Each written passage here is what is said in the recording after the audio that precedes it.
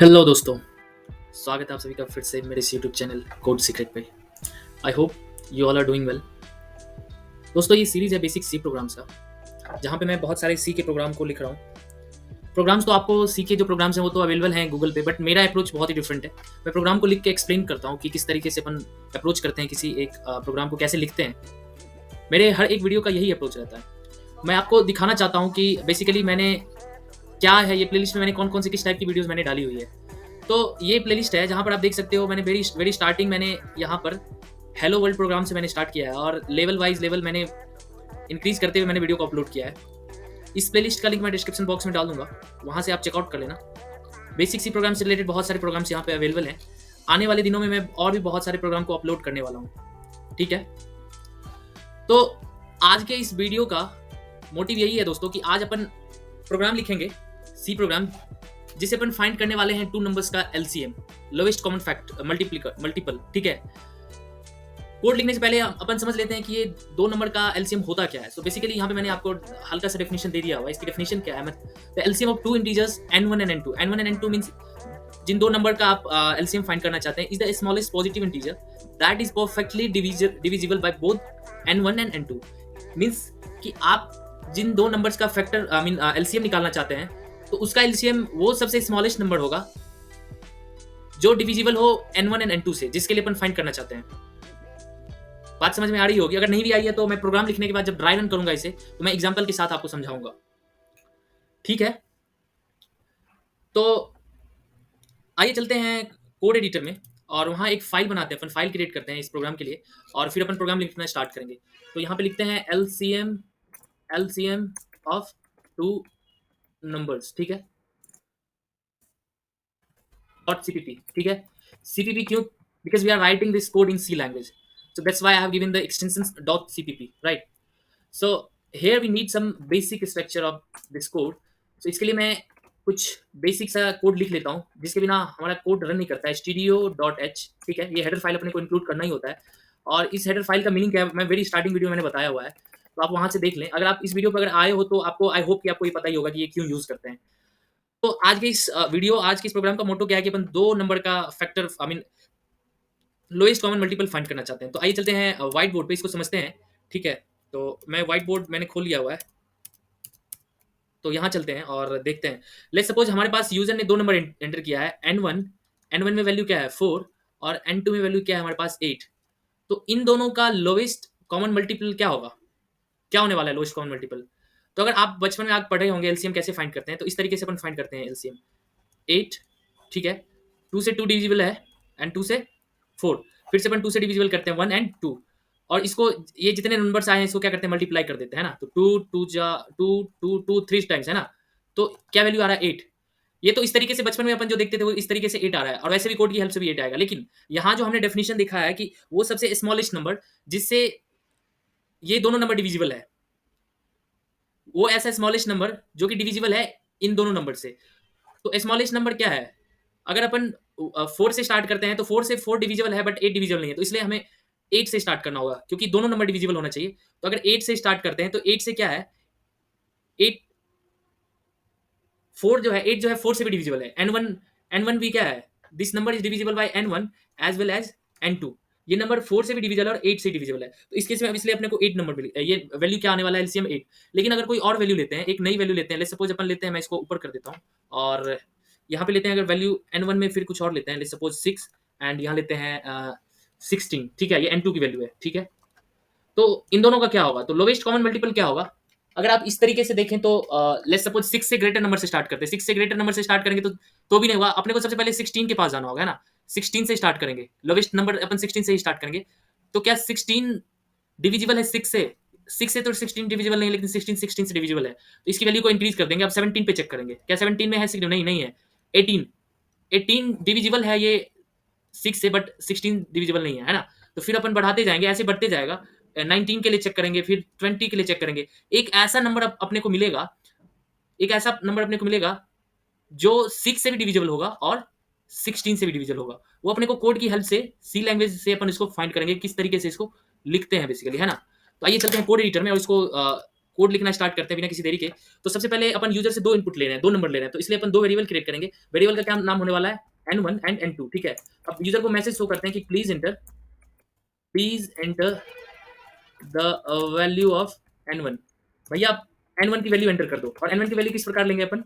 Percent D के साथ, जिस नंबर में अपन वैल्यू को स्टोर करना चाहते हैं ना, तो परसेंट ये एम्परसेंट के साथ होगा, है ना, n1। अब फिर से यूजर को अपन एक मैसेज देंगे और मैसेज में क्या लिखेंगे? भैया please enter the value of n2, क्योंकि n2 के लिए भी अपन लेना चाहते हैं वैल्यू। और फिर देन सेम स्कैनफ फंक्शन, और स्कैनफ फंक्शन के अंदर परसेंट डी, क्योंकि इंटीजर वैल्यू लेने वाले हैं, और किस वेरिएबल में वैल्यू स्टोर करना चाहते हैं यूजर के द्वारा, जो सेकंड वैल्यू ने एंटर किया है वो n2 में बेसिकली, है ना। तो n2 में अपन ने डाल दिया है। यहाँ पे एस्केप कैरेक्टर में हर एक जगह एस्केप कैरेक्टर इसलिए यूज कर रहा हूँ ताकि अपने को जो वैल्यू प्रिंट हो ना बढ़िया से दिखे। तो हमारा पहला स्टेप हमने कंप्लीट कर लिया है। अब चलते हैं, बढ़ते हैं आगे कोड की तरफ। तो कोड में बेसिकली यहाँ पे एक मैं दोस्तों, अगर इस प्रोग्राम को और अच्छे से समझना चाहते हो तो मैं आपसे यही एक्सपेक्ट करूंगा कि आप रिवाइज कर लो कंसेप्ट को कि इफ एल्स स्टेटमेंट का कैसे यूज करते हैं। अगर टर्नरी ऑपरेटर की नॉलेज है आपको तो टर्नरी ऑपरेटर कैसे यूज करते हैं एंड व्हाइल लूप का यूज कैसे करते हैं। अगर आपको इन चीजों की नॉलेज है तो आप इस वीडियो को, इस लॉजिक को बहुत ही अच्छे से समझने वाले हो। तो यहाँ पे मैं बेसिकली एक मैक्स लिखूंगा कि इन दोनों नंबर से मैक्सिमम नंबर कौन सा है, कौन सी डिजिट बड़ी है, तो ठीक है, तो उसको फाइंड करने के लिए मैं टर्नरी ऑपरेटर का यूज करता हूँ। यहाँ पे लिखूंगा कि अगर n1 क्या है ग्रेटर देन n2 तो क्या हो जाएगा, अगर n1 ग्रेटर देन क्या है, ये ternary operator n1 greater than n2 है, तो बेसिकली क्या होने वाला है, n1 ग्रेटर होने वाला है, नहीं तो n2 ग्रेटर होने वाला है ना। यही होता है अपना सिंटेक्स, ठीक है। तो यहां से अपने को वैल्यू मिल जाएगा, ग्रेटर वैल्यू। यहाँ पे एक वाइल लूप चलाएंगे, वाइल लूप को अपन वैल्यू 1 पास कर देंगे। और मैं पहले कोड लिख लेता हूँ, और यहाँ पे 1 पास इसलिए कर रहा हूँ कि अपने को पता नहीं है कि ये वाइल लूप कहाँ तक चलाने वाले हैं। तो यहाँ पे बेसिकली एक चेक लगाएंगे, इफ चेक, और इसमें क्या अपन देने वाले हैं कि क्या ये मैक्सिमम नंबर डिविजिबल है n1 से। ये पहला चेक हुआ। एक और लगाएंगे चेक। इस चेक में क्या लिखने वाले हैं, क्या फिर से ये जो मैक्सिमम नंबर है, अभी मैंने समझाया कि ऐसा स्मॉलेस्ट नंबर जो दोनों से ही, इन दोनों नंबर से डिविजिबल हो। तो यहाँ पे n2 के लिए भी चेक कर रहे हैं, तो n2 इक्वल्स टू 0। यहाँ पे मैंने ये लिखना भूल गया, तो यहाँ फिर से लिखते हैं n2 इक्वल्स टू 0, ठीक है। और फिर यहाँ पे अगर ये चीज है तो सिंपली क्या कर देंगे, प्रिंट कर देंगे कि the LCM of given values is, क्या हो जाएगा, परसेंट डी में क्या वैल्यू आ जाने वाला है, तो मैक्सिमम, जो अभी करंट वैल्यू मैक्सिमम का चल रहा है। और उसके बाद जैसे ही अपने को ये चीज मिल गई है तो ये ब्रेक कर देंगे। अब हम नहीं चाहते हैं कि फिर से वाइल लूप को इटरेट करना, ठीक है। तो ये चीज मैंने कर दिया। अब यहाँ पे एक और काम कर लेते हैं, पोस्ट प्री इंक्रीमेंट ऑपरेटर का यूज करते हैं और मैक्सिमम यहाँ पे लिख देते हैं। अगर इन केस कहीं पे अगर ये वैल्यू क्या होता है कि मैक्सिमम वैल्यू इन दोनों से डिविजिबल, आई मीन ये कंडीशन अगर ट्रू नहीं होती है तो क्या करेंगे, इस वाले वैल्यू को इंक्रीज कर देंगे। अगर लेकिन वो वैल्यू अपने को मिल जाएगी तो सिंपली ब्रेक कर देंगे, और यहाँ पे अपने को वैल्यू मिल रहा है। इस कोड को मैं बेसिकली कॉपी करता हूँ दोस्तों, और जैसे मैं पिछली वीडियो से मैंने बताया है कि किस तरीके से मैं ड्राई रन करता हूँ, तो वहाँ मैं यहाँ भी मैं इसी वे में मैं लिखने वाला हूँ, ड्राई रन करने वाला हूँ कोड को, और फिर आपको समझाऊंगा कि क्या हो रहा है एक्चुअली, ठीक है। तो इसको मैं वाइड कर लेता हूँ, एंड 1 सेकेंड, इसको मैं थोड़ा सा और, इसको मैं डिलीट ही कर लेता हूँ, है ना। यहाँ से अपन टेक्स्ट को लेते हैं, यहाँ से बढ़िया टेक्स्ट मिल जाए अपने को, ठीक है। यहाँ से मिल गया सिंपल सा टेक्स्ट। तो इसको मैं एक्सपेंड करता हूँ और इसकी साइज को मैं डिक्रीज कर दूंगा, है ना। जैसा हम लोगों ने वहाँ लिखा है same he variables and everything मैंने यहाँ पे कॉपी कर लिया, है ना। अब इस चीज़ को ड्राई रन करेंगे। ड्राई रन करने से पहले मैं हर एक वीडियो में मैं इसी वे में फॉलो करता हूँ कि मैं एक टेबल बनाता हूँ और वैल्यू को ट्रैक करके मैं आपको बताता हूँ कि क्या चल रहा है। यहाँ पे n1 है, ठीक है, यहाँ पे क्या है n2 है, और यहाँ पे क्या है मैक्सिमम वैल्यू है, मैक्स, ठीक है। तो इस वे में चलेगा। मैं स्ट्रोक को कम कर लेता हूँ, ठीक है, ताकि इसकी स्ट्रोक ज़्यादा है तो मैं इसको कम कर लेता हूँ और आपको क्लियरली दिखे, ठीक। तो n1 value, let's suppose user ने n1 की वैल्यू क्या डाली है 4, और n2 की वैल्यू क्या डाली है उन्होंने 6। तो यहाँ पे लिख लेते हैं अपन 4 एंड 6। मैक्सिमम में वैल्यू क्या आएगा, क्या n1 ग्रेटर n2 से, n1 ग्रेटर n2 से नहीं है तो n1 नहीं होगा बल्कि n2 होगा। आपको अगर टर्नरी ऑपरेटर का यूज मालूम है, कैसे यूज करते हैं, कैसे वर्क करता है, तो आपको पता होगा कि अगर ये कंडीशन ट्रू होती है तो ये वाला वैल्यू इस वाले वेरिएबल में स्टोर होता है। अगर ये फॉल्स हो जाती है कंडीशन तो ये n2 वाला वैल्यू इस वाले में स्टोर हो जाता है। मैं फिर से रिपीट करूंगा आप लोगों के लिए एक बारी और, कि ये टर्नरी ऑपरेटर इस वे में यूज होता है कि अगर ये कंडीशन ट्रू होगी, अगर n1 ग्रेटर है n2 से, तो क्या हो जाने वाला है कि n1 की वैल्यू जो है इस मैक्स वाले वैल्यू में स्टोर हो जाएगा। अगर ये स्मॉलर है, आई मीन ये कंडीशन फॉल्स हो गई, तो क्या होगा, ये नहीं बल्कि ये वाली वैल्यू जो है n ये मैक्स में स्टोर हो जाने वाली है। तो इसको मैं इरेज करता हूँ यहाँ से, और यहाँ से अपने को क्लियरली पता चल रहा है कि ये मैक्स में वैल्यू क्या होने वाला है। ये कंडीशन फॉल्स हो गई है, n1 ग्रेटर नहीं है n2 से, तो इसलिए 4 को अपन यहाँ रखते हैं, और नहीं 6 वैल्यू है ना, 6 ग्रेटर है, N1 ग्रेटर नहीं है, N2 ग्रेटर है, आपको सिंपली दिख रहा होगा। तो मैक्स में 6 वैल्यू यहाँ पे स्टोर करते हैं। और आइए चलते हैं व्हाइल लूप में। व्हाइल लूप में अपन देखते हैं कि क्या होने वाला है। 1 अपन ने पास किया तो इनफाइनाइट लूप चल सकता है, लेकिन हमने यहाँ पे कंडीशन एक ब्रेक लगा दिया है कि जैसे ही अपने को वैल्यू मिल जाए, ये फैक्टर एलसीएम, तो ब्रेक कर देंगे, फिर नेक्स्ट इटरेशन में नहीं जाएंगे। तो यहाँ पे देखते हैं, यहाँ से स्टार्ट करते हैं इस लूप को। तो सबसे पहले इस वाले कंडीशन को चेक करते हैं कि यहाँ पे क्या होने वाला है। Max percentage N1 double equals to 0, क्या ये डिविजिबल है? आई मीन मैक्स वैल्यू क्या है 6, क्या 6 परसेंटेज N1 की वैल्यू क्या है 4, ये चीज है? ये चीज तो नहीं है, नहीं है ना। 6 4 से डिविजिबल नहीं है। तो पहली वाली कंडीशन अगर फॉल्स होगी तो ये इफ स्टेटमेंट फॉल्स हो जाएगी। ये आपको ध्यान में रखना होगा। और आपको पता है कि लॉजिक एंड ऑपरेटर का यूज कैसे होता है। तो लॉजिक एंड ऑपरेटर में क्या होता है कि अगर ये वैल्यू ट्रू और ये भी वैल्यू ट्रू होती है, तभी हम क्या करते हैं, इस लूप को इटरेट करते हैं, ये स्टेटमेंट को अपन एग्जीक्यूट करते हैं। अगर ये फॉल्स होगी, इसमें से कोई भी वैल्यू अगर जीरो आती है, आप डिजिटल इलेक्ट्रॉनिक्स के लैंग्वेज समझ लें, अगर कि इसमें से अगर ये पहली वैल्यू जीरो आ गई, मतलब ये फॉल्स है। अगर ये फॉल्स है तो ऑब्वियसली अगर ये वैल्यू ट्रू भी होने वाला है, तो ये कंडीशन फॉल्स हो जाएगा। क्यों? क्योंकि अगर आप टेबल की हेल्प से मैं आपको दिखा देता हूँ कि यहाँ पे क्या है। ट्रू, ये टेबल है, ट्रू ट्रू का एंड क्या होगा, ट्रू ट्रू का एंड क्या होने वाला है, true, T for true. And true false का क्या होने वाला है, फॉल्स। एंड फॉल्स ट्रू का क्या होने वाला है, फिर से फॉल्स। एंड फॉल्स फॉल्स का क्या होने वाला है, फॉल्स। तो ये मैंने टेबल बना लिया है, आप इस टेबल को देखते रहना कि मैं क्या करता हूँ। तो आप यहाँ पे देखो, ये फॉल्स हो गया, और ये अगर ट्रू भी हो रहा है तो ट्रू होने से इसमें कोई दिक्कत नहीं है ना। तो फॉल्स और ट्रू का क्या होने वाला है, फॉल्स एंड ट्रू फाइंड करते हैं, फॉल्स ही होने वाला है। अगर इसके अंदर का इवैल्यूएशन अगर अपने को फॉल्स मिल रहा है, तो ये इफ स्टेटमेंट की कंडीशन रॉन्ग हो गई, तो इसलिए ये इफ स्टेटमेंट नहीं एग्जीक्यूट नहीं होने वाला है। तो जब ये एग्जीक्यूट नहीं होगा तो नेक्स्ट लाइन पे इटरेट कर देंगे, मैक्स की वैल्यू को इंक्रीज कर देंगे। मैक्स की वैल्यू क्या हो जाएगी, 7। चलिए इसको रिमूव करते हैं यहाँ से फिर से, और फिर से अपन यहाँ पे आते हैं। अभी वाइल लूप में फिर से जाएंगे। वाइल लूप तो 1 वैल्यू हमने पास किया, इसलिए ये कंटिन्यूअस इटरेट होने वाला है। तो फिर से इस यहाँ पे आते हैं और मैक्स की वैल्यू फिर से चेक करेंगे। मैक्स की वैल्यू क्या है, अभी 7 है। क्या 7 डिवाइडेड बाई N1 वैल्यू क्या है, 4 है, नहीं है। तो फिर से ये वैल्यू फॉल्स होगी। जैसे ही फॉल्स होगी तो फिर से ये दूसरे वाले को चेक ही नहीं करना है, क्योंकि पहली वाली जब भी फॉल्स होगी तो ये रिजल्ट में फॉल्स ही आने वाला है ना। देख लो आप, दोनों ही केस में फॉल्स ही आने वाला है। तो दूसरे कंडीशन को चेक ही नहीं करते हैं, यहाँ पे अपन आ जाते हैं, क्योंकि कंडीशन इसकी फॉल्स हो गई तो ये इनर स्टेटमेंट एग्जीक्यूट नहीं करने वाला। फिर max plus plus plus plus max हो जाएगा, तो यहाँ पे 8 वैल्यू आ जाएगी, है ना। मैक्स की वैल्यू को इंक्रीज कर दिया हमने। अब इसको मैं फिर से इरेज करता हूँ दोस्तों, एंड फिर से देखते हैं कि क्या हो रहा है ना।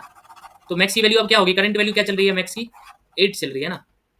तो 8, क्या 8 परसेंटेज 4 है, हाँ जी ये है, ये ट्रू होगी कंडीशन, ये अपने को ट्रू मिल गई। अब यहाँ पे चेक करते हैं, क्या 8 परसेंटेज 6 है, नहीं ये तो फॉल्स हो गया। अगर ट्रू फॉल्स को देखते हैं तो क्या अपने को रिजल्ट मिलता है, ट्रू फॉल्स में ये यहाँ पे है अपन, तो फॉल्स ही आ रहा है फिर से। तो अगर इन सारे का वैल्यूएशन अगर फॉल्स हो गया तो क्या करने वाले, फिर से कंडीशन फॉल्स हो गई, तो यहाँ पे नहीं चेक करेंगे, फिर से मैक्स को प्लस प्लस कर देंगे। मैक्स को प्लस प्लस करते करते क्या कहाँ पहुंचेंगे अपन, अभी तो प्लस कर दिए तो 9 हो गया। तो ऐसे ही करते करते इवेल्युएट करते जाएंगे, और एक टाइम ऐसा आएगा जो वैल्यू जब कहाँ पे पहुंच जाएंगे अपन, 12 पे पहुंचेंगे। 12 के लिए जब चेक करेंगे तो 12 में क्या हो जाएगा दोस्तों, ये दोनों ही नंबर 12 जो है इन दोनों नंबर से डिविजिबल हो जाएगा, है ना। मैं यहाँ आपको शॉर्ट में समझा रहा हूँ, मैं वीडियो को ज़्यादा खींचना नहीं चाहता हूँ, लेकिन मैंने जो एक्सप्लेन किया इसी इटरेशन में चलता रहेगा। अब 12 को अगर चेक करें यहाँ से वैल्यू ले सपोज, अब एक एक टाइम आएगा जहाँ पे वैल्यू 12 पे पहुंच जाने वाला है। तो 12 पे जैसे ही पहुंच जाने वाला है, तो यहाँ पे 12 हुआ, 12 परसेंटेज अगर 4 करते हैं इक्वल्स टू 0 हो रही है, ये कंडीशन ट्रू होगी, क्योंकि 12 4 से डिविजिबल है, एंड 12 6 से भी डिविजिबल है ना। तो ये भी रिटर्न ट्रू कर रहा है और ये भी रिटर्न ट्रू कर रहा है। तो ट्रू एंड ट्रू यहाँ चेक करते हैं क्या हो रहा है, ट्रू एंड ट्रू क्या होने वाला है, ट्रू और ट्रू को एंड करते हैं तो ट्रू मिलने वाला है। इस होल इवेल्युएशन का वैल्यू क्या हो रहा है अपने पास, ट्रू आ रहा है। तो अगर इफ में वैल्यू ट्रू होता है, मींस ये कंडीशन ट्रू होगी, तो इफ का स्टेटमेंट एग्जीक्यूट होने वाला है, तो इस वाले स्टेटमेंट को एग्जीक्यूट कर देगा। तो इस वाले को जैसे एग्जीक्यूट करेगा तो क्या होगा, यहाँ पे the LCM of given values is percent D. Percent D में क्या वैल्यू आने वाला है, मैक्स की जो करंट वैल्यू चल रही है, मैक्स की करंट वैल्यू क्या चल रही है 12। तो 12 क्या हो जाएगा दोस्तों, ये यहाँ पे आ जाएगा और प्रिंट होगा अपने को the LCM of given values is 12, है ना।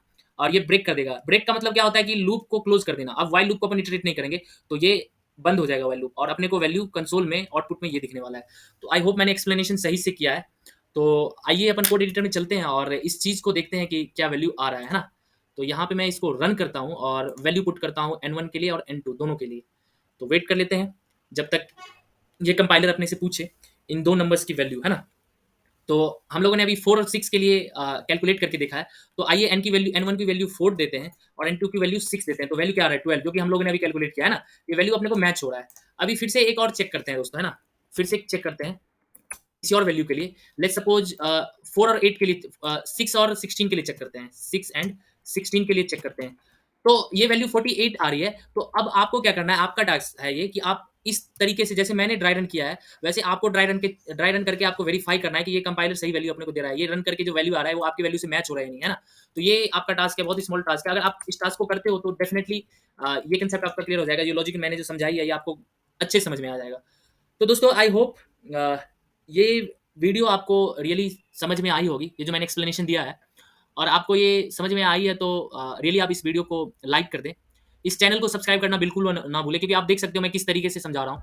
आप मेरी इस प्लेलिस्ट को कहीं से भी चेकआउट करोगे, तो आपको इसी वे में, इसी तरीके से मैंने हर एक कोड को एक्सप्लेन किया है, तो आप समझ ही पाओगे। मैं आपको बता रहा हूँ कि ईज़िली समझ पाओगे, क्योंकि मैंने बहुत ही बेसिक लेवल से समझाया है, कि बहुत कोड को ईज़ी लेवल में बताया है। हर एक लाइन को मैंने एक्सप्लेन किया है कि अगर आप कहीं भी पहुँचते हो, किसी भी इटरेशन पे पहुँचते हो, किसी भी लाइन पे पहुँचते हो, तो आपको क्लियरली समझ में आने वाला है। मैंने किसी भी लाइन को मिस नहीं किया है, और ना ही मैंने फास्ट फॉरवर्ड करके मैंने फास्टली बताया, आपको एक्सप्लेन किया है। तो आप जब इस वीडियो को देख रहे हो, इट मीन्स कि आप चाहते हो समझना, आप किसी ट्यूटर से समझना चाहते हो कि किस तरीके से मैंने इसको अप्रोच किया है, ताकि आप भी सीख पाओ। मैं जिस तरीके से सॉल्व कर रहा हूँ इस क्वेश्चन को, आप भी उस तरीके से सॉल्व कर पाओ। आपको यहाँ से सिंपली लॉजिक ले जाना है, और हो सकता है कि ये लॉजिक इसके हो सकता है कि आप दूसरा लॉजिक क्रिएट करो। कंसेप्ट तो यही होने वाला है कि इसका लॉजिक यही है कि फाइंड करना है आपको वो नंबर, जो नंबर डिविजिबल है n1 एंड n2 दोनों से ही। स्मॉलेस्ट नंबर आपको फाइंड करना है। मैंने स्टार्टिंग में मैंने आपको डेफिनेशन दे दिया, और फिर मैंने आपको बताया कि किस तरीके से होता है।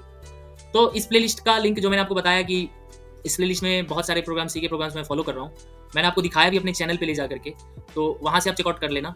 और एक चीज़ और कि मैंने ये प्लेलिस्ट स्टार्ट ही की है, तो स्टार्टिंग फेज में ही हूँ मैं। तो अगर आपको कहीं भी इंप्रूवमेंट लगे कि मैंने यहाँ ये चीज़ मैंने मिस कर दी है, यहाँ मुझे एक्सप्लेन करना चाहिए, तो आप मुझे कमेंट करके बता सकते हो कि आप इस चीज़ को आपने मिस कर दिया, आप यहाँ पे एक्सप्लेन करना चाहिए आपको। आप कमेंट जरूर ही करें।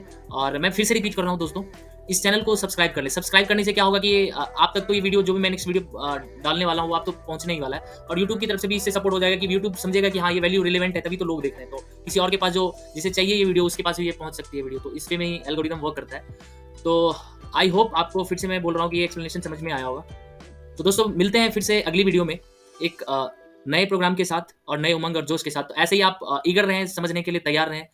तो सी यू सून, बाय।